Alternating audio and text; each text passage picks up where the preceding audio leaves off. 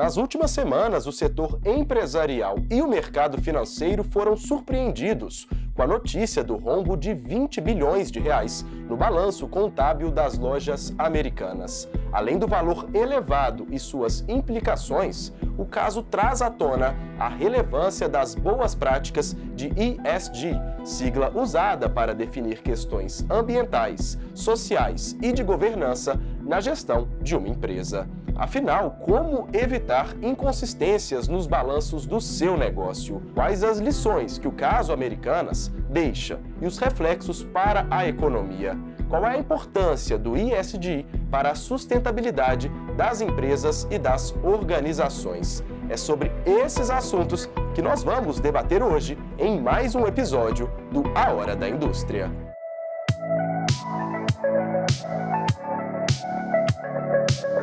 Olá, seja muito bem-vindo. Eu sou Caio Tárcia e vamos conversar agora sobre o caso Americanas, que está dando o que falar.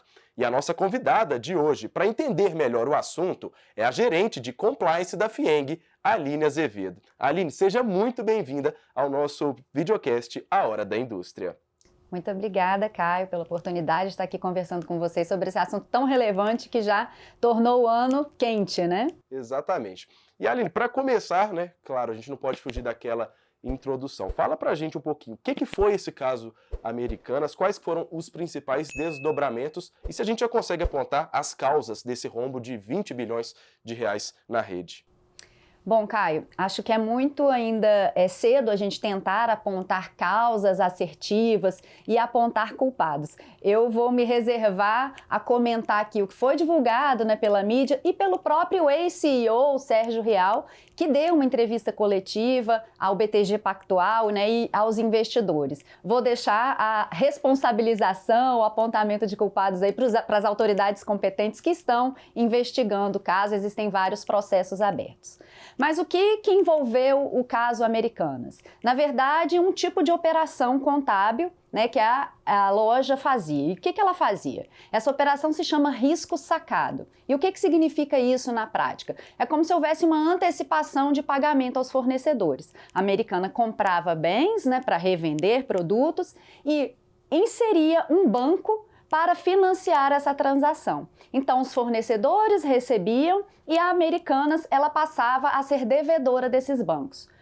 Não existe nenhuma irregularidade nessa operação. É uma operação, inclusive, muito comum, né, no setor varejista, em empresas de varejo. O problema se deu na contabilização dessa operação, nos balanços da organização. E o que ela fazia?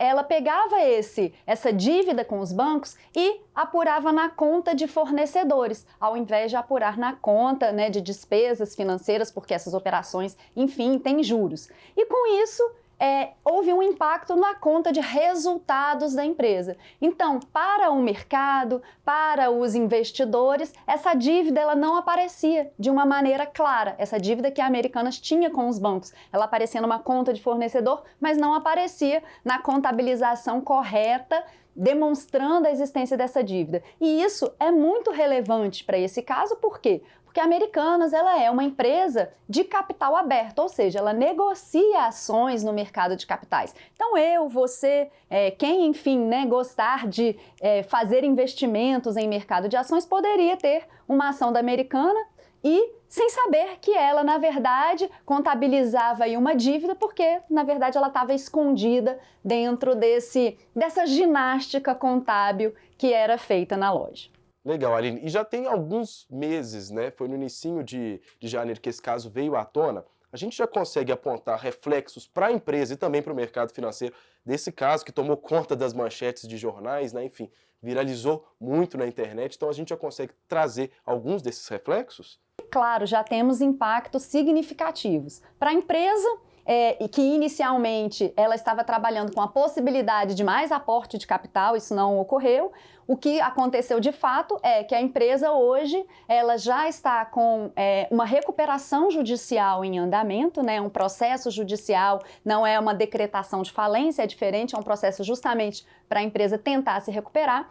Mas essa recuperação judicial já é a quarta maior do Brasil. Ela está lá junto com a Odebrecht, está junto com a Oi, com a Samarco. E isso tem impactos, é um efeito dominó para uma diversidade de atores. A gente tem investidores impactados e aí, principalmente investidores minoritários, acionistas minoritários, às vezes anônimos ali, que compram ações dessa empresa. E no dia seguinte, a gente percebeu já um derretimento do valor dessas ações na ordem de mais de 77%. A gente está falando de uma empresa com mais de 100 mil empregados. Então, obviamente, quando a gente está numa situação de recuperação judicial, há aquele receio, né, da perda de empregos. A gente já tem notícias aí de algumas, né, lojas, enfim, diminuindo as suas operações e até fechando. Fornecedores, os credores, os bancos já tem uma briga gigantesca aí com o BTG Pactual, que bloqueou mais de R$1 bilhão que ele tinha em conta na Americanas justamente para tentar reverter, né, os prejuízos que esses atores aí vão experimentando. Então, é um efeito cascata para esses diretamente atingidos, mas eu iria até além. Eu acho que há um impacto também para a própria credibilidade do mercado brasileiro. Por quê? Imagina uma situação, um investidor estrangeiro, né, que aporta capital em empresas brasileiras, ele se deparando com essa situação, que você tinha uma empresa que os balanços não eram fidedignos, ou seja, não retratavam ali a realidade patrimonial da empresa, balanços que eram auditados por uma das grandes empresas de auditoria do mundo, né, que é a PwC, a CVM e a Bolsa Brasileira. A Americanas, ela negociava as ações delas em índices de sustentabilidade, ou seja, são níveis diferenciados ali de negociação de ações. Então, o investidor estrangeiro olha e fala, gente, o que acontece no mercado brasileiro, né? Como isso chegou a acontecer? Então, claro que isso pode gerar uma insegurança, sim, e ter impactos em investimentos futuros. Legal, Aline. Até eu acho que é importante a gente reforçar para quem está nos acompanhando, o que é esse processo de recuperação judicial? Como que ele funciona? Quais que são os desdobramentos para a empresa que está nessa situação, né, com um prejuízo bilionário? Como que funciona esse trâmite? Isso, é um processo normalmente demorado, tá? Não é um processo rápido, ele é longo. E o que na verdade significa? Esse processo ele vai reunir todas as dívidas da empresa, sem que a empresa perca a viabilidade de também continuar operando. A recuperação judicial, a finalidade maior dela é justamente recuperar a empresa. Senão seria uma decretação de falência. A empresa fecha as portas mesmo e aí os credores que lutem, né? Esse processo, a finalidade primordial é justamente trazer a empresa de volta a uma situação de saúde financeira, que ela consiga voltar a operar.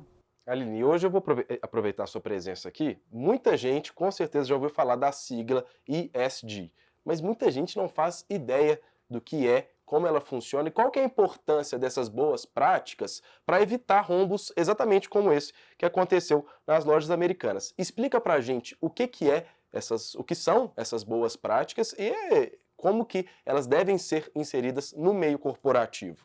Muito bem, acho que ESG é o tema também do momento, né, ao lado aí das lojas americanas.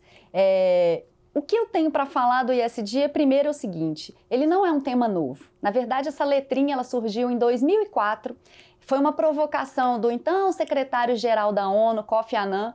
Ele, né, numa reunião ali com 50 diretores-presidentes, 50 CEOs das maiores instituições financeiras do mundo, ele fez uma provocação no sentido de que, olha, os investimentos financeiros agora deveriam passar a incorporar critérios ambientais, sociais e de governança nessas análises.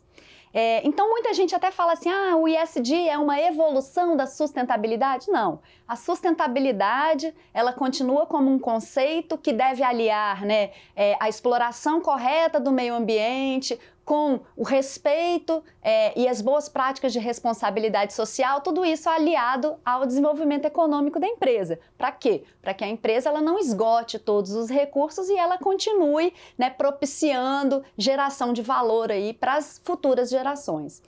O ESG, a grande sacada é justamente o mercado financeiro e o mercado de capitais incorporarem a sustentabilidade como um fator decisivo para investimentos. Então, a gente tem atores ali importantes como a BlackRock, que é uma das maiores gestoras de ativos do mundo, que nos últimos 3 anos ajudou a dar uma impulsionada nesse tema, porque o CEO dessa empresa, que é o Larry Fink, que é uma figura aí famosa também no mercado, todos os anos ele escreve uma carta para os diretores-presidentes das empresas que ele investe. Então, Google, Apple, a Vale, por exemplo. E nos últimos 3 anos, essa carta ela vem batendo muito forte na questão da sustentabilidade. Ele fala risco climático, risco de investimento, a empresa que não adota boas práticas de responsabilidade social, como pratica trabalho escravo ou trabalho infantil, isso é risco de investimento e nós da BlackRock não vamos colocar nosso dinheiro, aliás, dinheiro de outras pessoas, né, que nós somos, na verdade, guardiões ali daquele dinheiro que as pessoas confiam que a gente vai gerir de uma maneira correta. Não vamos colocar em empresas que não tenham boas práticas.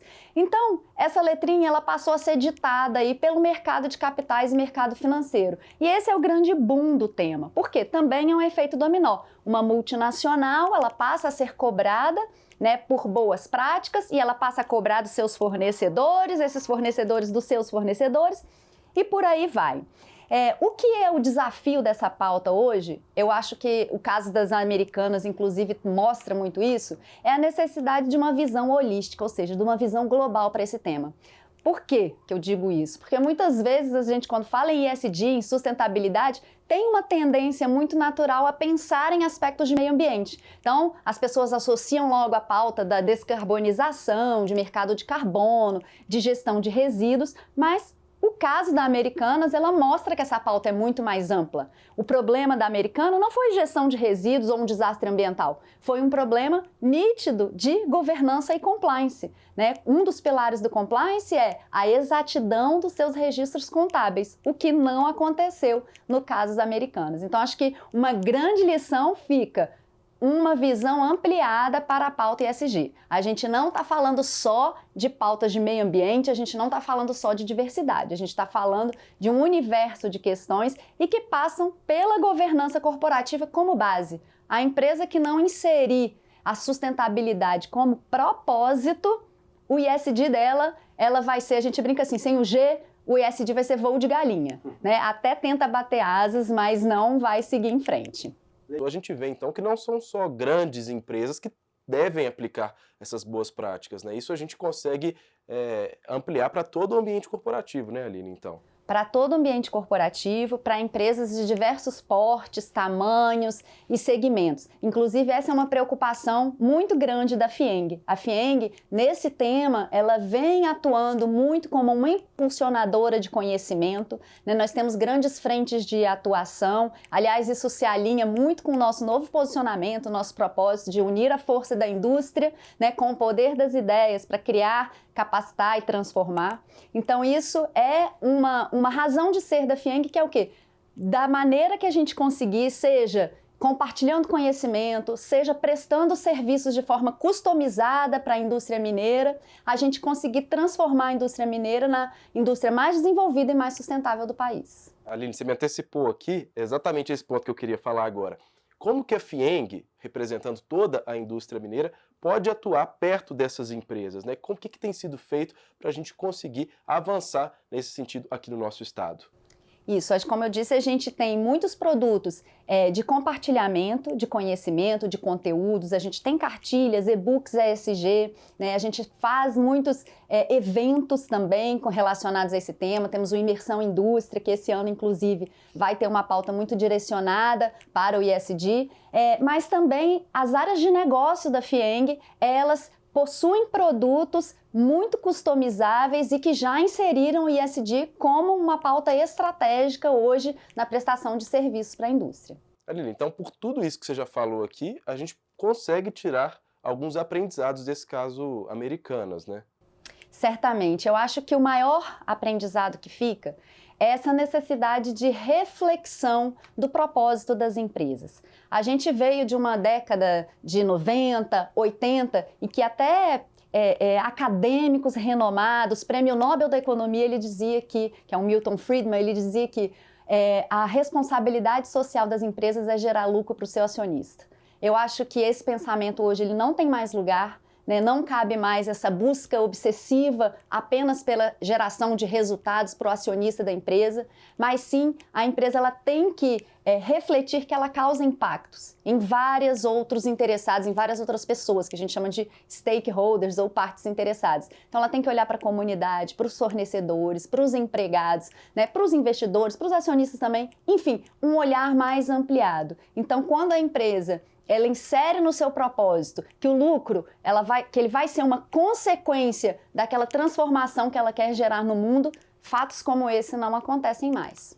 Esse tem que ser o objetivo, né, Aline? Assim, para evitar chegar nessa situação aqui, como foi o caso da Americanas, que quando todo mundo descobriu já estava em um rombo de 20 bilhões de reais, né? Exatamente. E quantas pessoas já foram e serão ainda prejudicadas por conta, né, de uma gestão que a gente chama de, na verdade, vou usar a palavra inconsequente, né, mas no mínimo nada transparente e nada alinhada com as melhores práticas de governança.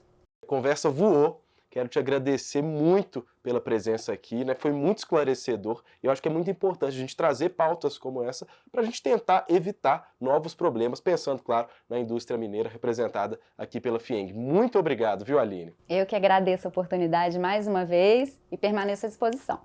Pessoal, e a Aline trouxe hoje aqui até um spoiler que na edição deste ano do Imersão Indústria, que vai ser realizado em abril, uma das principais pautas vai ser o ESG. Você, claro, pode acompanhar tudo pelas nossas redes sociais. Eu espero que você tenha gostado do episódio de hoje do A Hora da Indústria. A FIENG está no Instagram, no @FIENGOficial, e você ainda pode acompanhar as notícias sobre a indústria mineira pelo site fieng.com.br. E não se esqueça de seguir o nosso canal no YouTube para acompanhar os próximos episódios. Eu fico por aqui e espero você no próximo A Hora da Indústria.